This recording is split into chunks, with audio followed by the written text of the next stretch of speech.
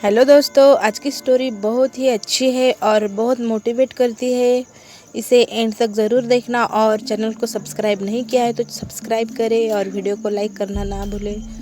जो लोग सफलता पाना चाहते हैं उन्हें अंतिम पल तक हिम्मत नहीं हारना चाहिए। जिस पल हम हार मान लेते हैं उसी समय हम असफल हो जाते हैं। ये बात एक लोक कथा से समझ सकते हैं। कथा के अनुसार पुराने समय में एक राजा युद्ध में हार गया था। उसके सभी सैनिक मारे जा चुके थे। राजा किसी तरह अपनी जान बचाकर जंगल में भाग गया। सैनिक उसका पीछा कर रहे थे। वह बचने के लिए एक गुफा में छिप गया। सैनिक राजा को जंगल में खोजते खोजते उस गुफा तक पहुंच गए। गुफा के अंदर राजा को ढूंढा, लेकिन सैनिक उसे ढूंढ नहीं सके। बाहर आकर सैनिकों ने बड़े बड़े पत्थरों से गुफा बंद कर दी। गुफा बहुत गहरी थी। अंदर की ओर राजा छिपा हुआ था। वह काफ़ी थक चुका था। भूख प्यास की वजह से बेहाल हो रहा था। उसके शरीर में ताकत भी नहीं बची थी।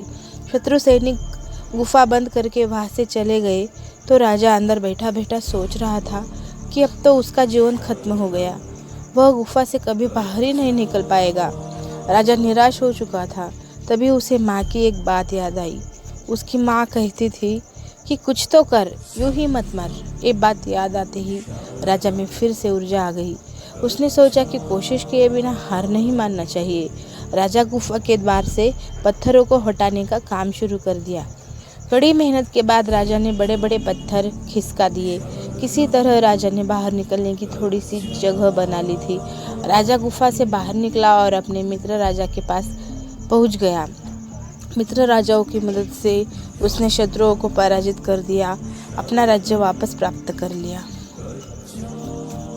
सीख, इस कथा से हमें यही सीख मिलती है कि सफलता मिलने तक हार नहीं मानना चाहिए।